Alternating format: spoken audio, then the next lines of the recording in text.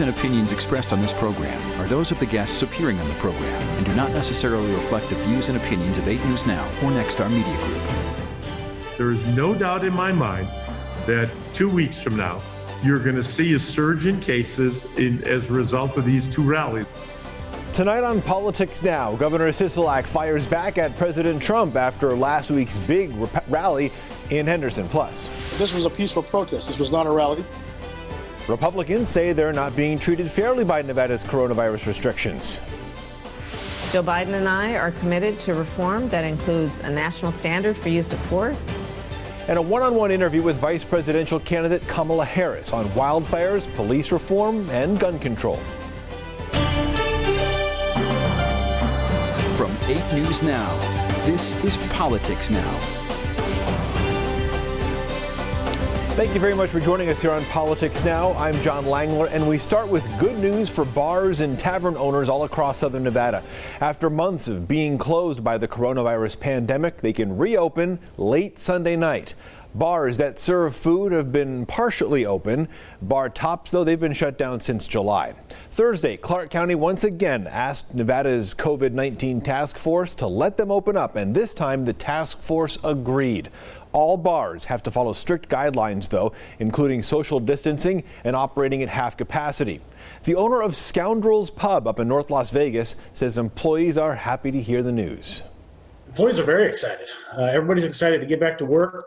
Customers are excited. I've been getting text messages and Facebook messages. People want this. It's a good thing, and we're really happy. Clark County also asked the task force to allow conventions and churches to operate at half capacity and for youth sports to start again. The task force says Governor Sisolak would have to make those decisions in a new emergency directive. This week started, though, with a large President Trump rally in Henderson. That was on Sunday. Soon afterwards, the organizers were fined by the city. The rally was over at Extreme Manufacturing in Henderson, which is owned by Don Ahern. Now, as you can note from this video, in addition to being well over the 50-person limit, there was no social distancing. Many of the 5,600 people didn't wear masks. During his speech, President Trump continued his attacks on Governor Sisolak. Because this is a great place. You have a governor right now who's a political hack. We want to put violent criminals behind bars and tell your governor to open up your state, by the way. Open up your state. Now we're going to hear more from the president's speech a little later on. The city of Henderson fined Extreme Manufacturing $3,000 for 6 violations of Nevada's COVID-19 directives. Owner Don Ahern held a press conference the day afterwards. Now he compared the Trump rally to people who have been gathering at gaming tables, pool parties, and recent Black Lives Matter protests. My goal was to continue the great American traditions of the right to assemble and to free speech. About a month ago, Ahern was also fined $250 by the city of Las Vegas. That was for a Trump campaign rally at his Ahern Hotel, which is near the Strip in Sahara. There was also a beauty pageant held the day afterwards. Governor Sisolak quickly responded to all of this. He called the president's rally dangerous, selfish, and reckless. He sat down with the I-Team's Vanessa Murphy. Let's start with President Donald Trump. He called you a political hack, told his supporters to tell your governor to open up your state. Your response? Well, I think that, I don't know where he comes up with the political hack. I thought he was talking about his golf game or something. I don't know. I don't know how I can respond to President Trump and what he said. His actions were selfish, reckless, irresponsible. He jeopardized the health and safety of every person that lives in the state of Nevada. And there's just no excuse for what he did. I mean, he knew what the rules were. Those rules were developed in coordination with the White House. I mean, the limited gathering space. If you were red zone, it had to be 10, yellow, you could go to 25. We made it 50. He knew what the rules were and chose willfully to just disregard them. And then his comment that he wasn't worried about, getting the virus. Well, I'm not worried about him getting the virus. I'm worried about the 3 million people that live here getting the virus. And I just think it was very, very selfish of him to do what he did. What about the criticism that the protests that have happened, the protests that have been happening, don't get as much criticism? Okay, well, the protests get plenty of criticism. The difference is that you have a business. Let's take, for example, a gathering. Businesses we can regulate because they're licensed. You go in, like a casino could not have what they did at that manufacturing facility because they have a gaming license and they know what the rules are. But you can't control. The casinos are having a real problem. If you're inside the casino, you're going to follow the guidelines. You walk out on the strip after you leave one casino walking to another one, or you walk on Fremont Street. There's really nobody in charge of you when you're out there. We don't have law enforcement handing out tickets. There's not a group of people that are giving violations or ambassadors that are saying, you got to put your mask on, you got to socially distance. We don't have any of that. We count on people being responsible. And unfortunately, in this case, they simply were not irresponsible. Were not responsible. They were irresponsible. The president is saying you were behind this effort to make sure his rallies and campaign events did not happen. You said you were not part of that. The next question is, no one from your office, no one from your administration made any phone calls? No one made any phone calls with these rallies. I read about them in the paper and online just like everybody else did. I don't know who the Trump campaign or whoever it might be called at the airport, both in Tahoe, both in Reno and in Las Vegas. And thank goodness those businesses were responsible enough to tell them no. It would be going against the governor's directive if we did host a rally like that. There is no doubt in my mind that 2 weeks from now, you're going to see a surge in cases as a result of these two rallies, the one that was held up in Minden and the one that was held in Henderson. The one in Henderson, it couldn't have been worse. It's a confined area. There's not a lot of circulation of air. A lot of people were not wearing masks. And I'm sure some of the people behind the camera put them on when they were taking shots. But you looked at the audience, all the views I saw, people were not basically mostly wearing masks. They weren't distanced. They were in large groups. And a lot of particulates are coming out. They're hollering, they're chanting, they're cheering, that sort of thing, which helps spread the virus. That's what spreads it. Now you can watch Vanessa's full interview with Governor Sisolak over at 8newsnow.com. On the other hand, Nevada Republican Party Chairman Michael Mcdonald called the president's rally in Henderson a peaceful protest, similar to the Black Lives Matter protests. Here's what he told 8 News Now Kristen Drummond. This was a peaceful protest. This was not a rally. We put it out earlier. I said, everybody come down and join me in my protest. This is no different than BLM. So if the governor is going to allow in the city of Henderson, the city of Las Vegas, Clark County, they do no actions against BLM when they take on the strip, when they march up and down the strip, when they burn stuff, when Officer Shea got shot.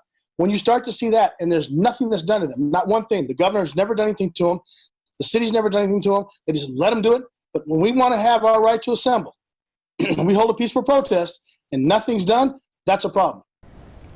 People at the president's rally also held signs saying, quote, "This is a peaceful protest." McDonald has started a GoFundMe page to help Ahern pay that $3,000 fine. Well, the November election is just 45 days away. All registered voters in Nevada should get a mail-in ballot. Critics of this process don't trust it. We had our Vanessa Murphy go to the man in charge of Clark County elections, Registrar Joe Gloria. She has more from election headquarters in North Las Vegas. There's a lot of misinformation about the upcoming election. We want to clear that up for our viewers. And I have Clark County Registrar Joe Gloria here to help clear this up. We are in front of the room where the ballots will be counted. And that's one question. How can voters be sure that their ballot was received and will be counted? All voters will have the opportunity to go on our website. Through Registered Voter Services, they can log in, and there's information there that tells them what the status of their ballot is. Or they can always call 702-455-VOTE and speak with one of our customer service representatives. There is a concern about voter fraud. If there are extra ballots by mailboxes, especially apartment complexes, or someone picks up a ballot that's not theirs, that they can fill it out, sign it, what can you say about voter fraud? Well, first off, that would be an illegal action. It would be against the law for anybody to vote a ballot that is not theirs. However, we have several checks in place. Number one being every ballot that comes in has to be signed. We verify that signature to make sure it matches what's in the database to verify their identity. And there are several steps that we have as far as security also leading into the tabulation of that ballot. President Donald Trump has suggested voting twice. What would you say to that? That would be an illegal action. And it's unfortunate that those types of statements are made. I would discourage any voter from trying to do so. We will definitely know if you've casted 2 ballots, and we will go after any voter who is illegally voting twice. Southern Nevada, Las Vegas, it's a transient location, and especially now with the pandemic and job losses, people might be in between homes. How can you be sure that they will receive a ballot? Voters need to make sure that they're checking to be sure that their information is correct. So now is the time to update your information if you've moved, because mail ballots are not forwardable. Whatever address we send it to, if there's nobody there, it gets returned to us. Thank you so much. Less than 50 days from the election. If you have questions, let us know. We will try to get them answered for you. In North Las Vegas, Vanessa Murphy, 8 News Now. Early voting starts October 17th. There are 35 in-person early voting locations, but on Election Day, more than 100 in-person locations will be available across Clark County. You can also drop off your ballot at any of those locations instead of going inside. We have all the information you need at 8newsnow.com. There's also a link there where you can register to vote. Coming up next on Politics Now, one-on-one with Senator Kamala Harris. We ask the vice presidential nominee about police reform and an assault weapons ban. Coming up now. He knew it was deadly, and yet still, even most recently here in Nevada, in Henderson, where I have been, he brought thousands of people together and wasn't concerned whether or not they were wearing masks or socially distanced. That is Democratic vice presidential candidate Kamala Harris, also in Las Vegas this week. She held a Zoom rally with the Culinary Union and a roundtable on the Latino community and coronavirus. Our Orko Manna caught up with Senator Harris for a one-on-one interview. And we start with Orko asking her about the Black Lives Matter protests and police reform in a potential Biden administration. Joe Biden and I are committed to reform that includes a national standard for use of force, banning chokeholds and carotid holds. George Floyd would be alive today. We're saying that there should be training for law enforcement, but there should also be consequence when they break the rules and break the law. And currently at this point, with those different policies that you have in mind, is there a framework or a pathway that you see kind of from introduction to implementation at this point? I think that it is going to be about, again, speaking to the voices of the people. You know, I have to tell you, in these marches that we've been seeing around the country for the last many months, people of every race and every age, every background, every gender, marching together arm in arm, saying we are better than this, and we're going to fight for the best of who we are as a country. And I find great optimism in that. And so, yes, it's going to be a process of going through the legislature and having a president of the United States who has the courage to take on the issue, even sometimes when it might be difficult to talk about or hear, but to take it on, to make us a better nation and to allow us to be more true to the ideals that we hold so dear, including, again, equal justice under law. What's sort of the main mission of your climate agenda, and is the Green New Deal anywhere associated with it? Our agenda is about acknowledging the science, and we can't afford to deny it any longer. We are going through a climate crisis, and you can see that in the wildfires that are getting worse and worse in California each year. You can look at the storms that have ravaged the Gulf Coast. We're seeing extreme weather conditions, and And it is attributable to, in large part, human behaviors that we can adapt to this moment. And so that's about pushing for a clean energy economy. Joe Biden and I want to create jobs, and we understand that investing in infrastructure, including renewable energy and clean energy, that's going to be a huge job creator. I want to switch gears now a little bit to gun control, an issue important to many people in the Las Vegas area, especially after the 1 October mass shooting. I'm just curious to know if you and VP Biden would institute an assault weapons ban. There is definitely, when we are looking at the situation in terms of where we are as a country, there is no question that we have got to take seriously the issue of gun safety. And you can talk to any mother or father, certainly before the pandemic, who would endure their kids going through drills in school as young as kindergartners to learn how to keep themselves safe if there was a gunman roaming the halls of their country. So I do believe we absolutely need a ban on assault weapons. We need to renew the assault weapons ban. Because those are weapons of war and they have no place on the streets of a civil society. You can watch Orko's full interview with Senator Harris on 8newsnow.com. An end to temporary protective status. Coming up next on Politics Now, the court decision on the Trump administration's efforts to end TPS. We'll tell you how many Nevadans it will affect. Plus, I'm Alexandra Limon in Washington. Coming up, I'll tell you when top U.S. health officials expect a COVID-19 vaccine to be widely available and what they say could be more helpful than a vaccine in fighting the pandemic. Watching Politics Now. This week, a federal appeals court ruled the government can end temporary protective status for more than 400,000 immigrants. About 4,000 of those TPS holders, as they're known, they live here in Nevada. More than 3,000, as you see there, are from El Salvador. Others are from Haiti, Nicaragua, and Sudan. The Trump administration says it wants to end TPS for people from those countries because it says gang members were coming over the border with them. The president also says that this is meant to be temporary, but now it's permanent. Miguel Bajarona is a TPS Nevada committee member, and he's lived here in the U.S. for 25 years. How would you feel if the government of that country, after 20 or 25 years, comes and make a decision and say, you guys don't belong here, you guys need to go back to your countries? That group plans to continue advocating for a path to permanent residency or citizenship for people with temporary protective status. Since the pandemic began, more than 6.5 million Americans have caught the coronavirus. More than 195,000 people nationwide have died. Well, this week on Capitol Hill, senators grilled top health experts about how to stop the pandemic and when a vaccine will be ready. Alexandra Limon reports.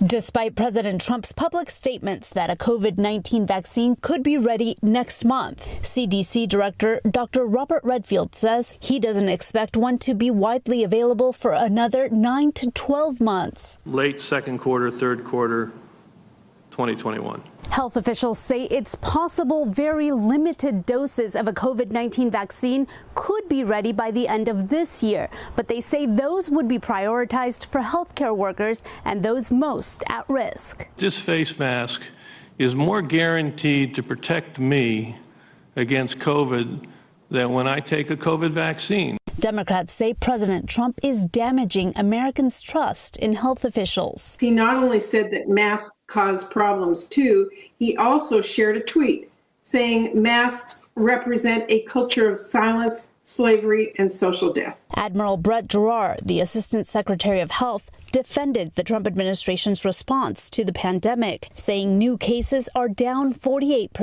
hospitalizations down 49%, and deaths are down 33% since the peak this summer. These gains could be fleeting or even reversed if we do not continue to follow the national plan and exercise personal responsibility, especially wearing masks and avoiding crowds. The Trump administration says once it's ready, it wants to deliver the vaccine to Americans for free. In Washington, Alexandra Limon. Also on the Senate floor this week, Nevada Senator Jackie Rosen continued her crusade to get a new Bureau of Land Management director appointed. William Perry Penley is the current acting director of the BLM, but he's been in that acting role for more than a year without an actual nominee being confirmed. Some of the highlights of Mr. Penley's disturbing anti-public land actions and sentiments include this: working on behalf of private interests to roll back critical public land protections during his tenure at a law firm, advocating for the repeal of the Antiquities Act, a landmark law signed by President Teddy Roosevelt that protects our public lands and gives the president the power to designate national monuments, and fighting to drill on sacred Native American lands while mocking these same Native Americans' religious beliefs. About 2/3 of Nevada is managed by the BLM. Nevada's other Democratic Senator, Catherine Cortez Masto, she says the Trump administration needs to nominate an actual nominee to oversee that agency. A new head man at UNR. We have the latest job for former Governor Brian Sandoval coming up on Politics Now. You're watching Politics Now. Finally on Politics Now, former Nevada Governor Brian Sandoval has a new job. He's the president up at UNR.